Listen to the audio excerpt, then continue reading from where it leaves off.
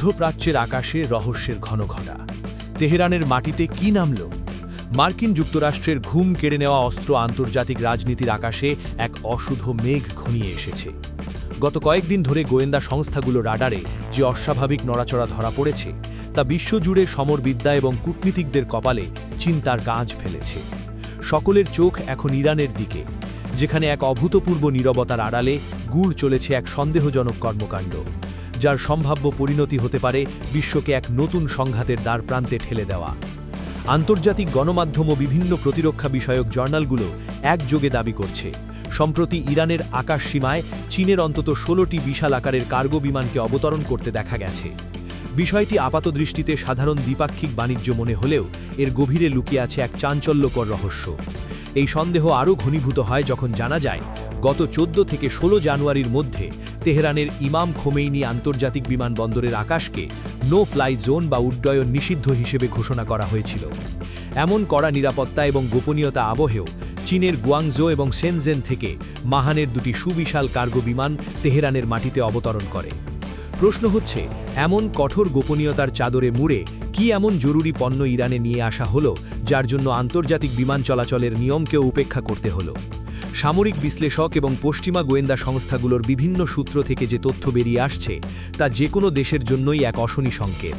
তাদের ধারণা, এই বিমানগুলোতে সাধারণ কোনো বাণিজ্যিক পণ্য ছিল না, বরং এর ভেতরে ছিল চীনের তৈরি এমন সব বিধ্বংসী ক্ষেপণাস্ত্র প্রযুক্তি যা মধ্যপ্রাচ্যের ক্ষমতার ভারসাম্যকে চিরতরে বদলে দেওয়ার পাশাপাশি আমেরিকার ট্রাম্প প্রশাসনকে সরাসরি চ্যালেঞ্জ জানানোর জন্য যথেষ্ট।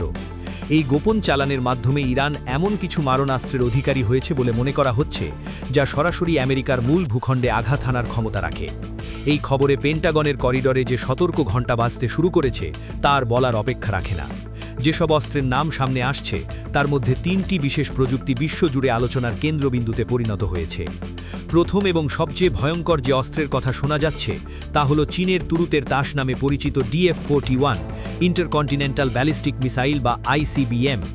বিশ্লেষকদের মতে এটি বর্তমানে বিশ্বের অন্যতম শক্তিশালী পরমাণু অস্ত্র বহনে সক্ষম ক্ষেপণাস্ত্র। এর পাল্লা বা রেঞ্জ প্রায় 12,000 থেকে 15,000 কিলোমিটার। অর্থাৎ তেহরানের কোনো গোপন ঘাঁটি থেকে এটিকে নিক্ষেপ করা হলে তা নিমেষে আটলান্টিক পেরিয়ে আমেরিকার নিউ ইয়র্ক, ওয়াশিংটন ডিসি কিংবা লস অ্যাঞ্জেলসের মতো শহরকে ধ্বংসস্তূপে পরিণত করতে পারে। এর অবিশ্বাস্য গতি ম্যাক 25, অর্থাৎ শব্দের চেয়ে 25 গুণ দ্রুত এটি লক্ষ্যের দিকে ছুটে যায়। কিন্তু সবচেয়ে ভয়ের বিষয় হলো এর MIRV প্রযুক্তি। এটি একসঙ্গে 10টি আলাদা আলাদা ওয়ারহেড বহন করতে পারে, যা লক্ষ্যে আঘাত হানার আগে আকাশে বিচ্ছিন্ন হয়ে 10টি ভিন্ন ভিন্ন শহর বা সামরিক ঘাঁটিতে একই সময়ে পারমাণবিক হামলা চালাতে সক্ষম।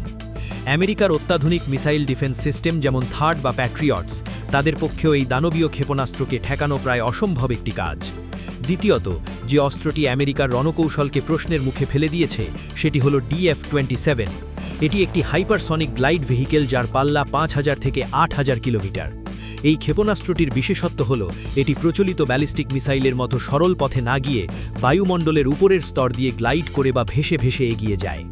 এর ফলে রানওয়েকে শনাক্ত করা অত্যন্ত কঠিন। এটি শেষ মুহূর্তেও নিজের গতিপথ পরিবর্তন করতে পারে, যা একে কার্যত অপ্রতিরোধ্য করে তুলেছে। প্রশান্ত মহাসাগরে মোতায়েন থাকা আমেরিকার যে কোনো বিমানবাহী রণতরী কিংবা গুয়ামের মতো কৌশলগতভাবে গুরুত্বপূর্ণ সামরিক ঘাঁটিগুলোকে মুহূর্তের মধ্যে মাটির সঙ্গে মিশিয়ে দেওয়ার জন্য এই একটি অস্ত্র যথেষ্ট।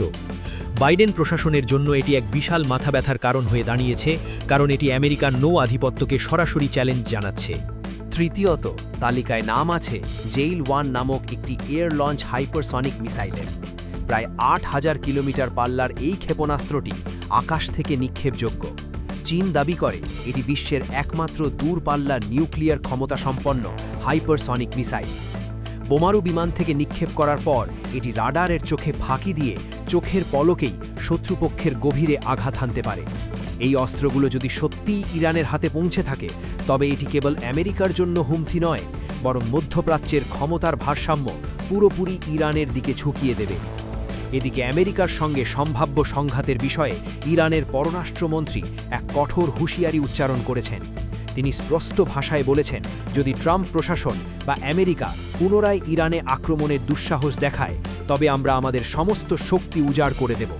তিনি আরও যোগ করেন, এই যুদ্ধ কোনো স্বল্পস্থায়ী সংঘাত হবে না, এটি হবে অত্যন্ত রক্তাক্ত, অগোছালো এবং দীর্ঘস্থায়ী এক যুদ্ধ, যার প্রভাব শুধু এই অঞ্চলে নয় পুরো বিশ্ব জুড়ে মানুষের ওপর পড়বে। ইরান যে কেবল আক্রমণের প্রস্তুতি নিচ্ছে তা নয়, তারা নিজেদের আকাশকে একটি দুর্ভেদ্য দুর্গে পরিণত করার জন্য কাজ করছে। রাশিয়ার কাছ থেকে পাওয়া S-400 এয়ার ডিফেন্স সিস্টেমের পাশাপাশি এবার ইরানের মাটিতে বসানো হচ্ছে চীনের তৈরি অত্যাধুনিক HQ-9B এয়ার ডিফেন্স সিস্টেম। এই দূরপাল্লার ভূমি থেকে আকাশে নিক্ষেপযোগ্য ক্ষেপণাস্ত্র ব্যবস্থা শত্রুপক্ষের বিমান, ড্রোন বা মিসাইলকে বহু দূর থেকেই শনাক্ত করে ধ্বংস করতে সক্ষম।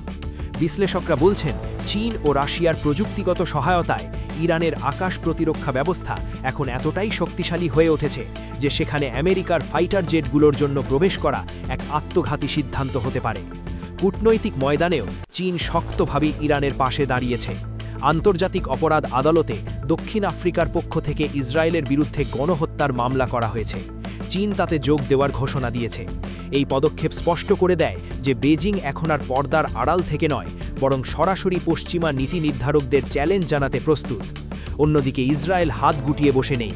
ইসরায়েলি সংবাদ মাধ্যম ইসরায়েল হায়াম এর এক প্রতিবেদনে বলা হয়েছে, তেল আবিব আশঙ্কা করছে যে আমেরিকা যদি কোনোভাবে হামলা চালায় তবে ইরান হয়তো A-12 প্রতিরোধের জন্য অপেক্ষা করবে না, বরং তারা আগেভাগেই সারপ্রাইজ প্যাক বা অতর্কিত হামলা চালিয়ে কৌশলগত সুবিধা আদায়ের চেষ্টা করতে পারে। ইসরায়েলি গোয়েন্দারা মনে করছেন, ইরান এখন আর কেবল হুমকি দেওয়ার পর্যায়ে সীমাবদ্ধ নেই। চীন ড্র্যাগনের সহায়তা নিয়ে তারা এখন পাল্টা ছোবল মারার জন্য পুরোপুরি প্রস্তুত। পরিস্থিতি এখন একটি বারুদ ভর্তি ড্রামের মতো, যেখানে একটি স্ফুলিঙ্গই যথেষ্ট এক ভয়াবহ বিস্ফোরণ ঘটানোর জন্য।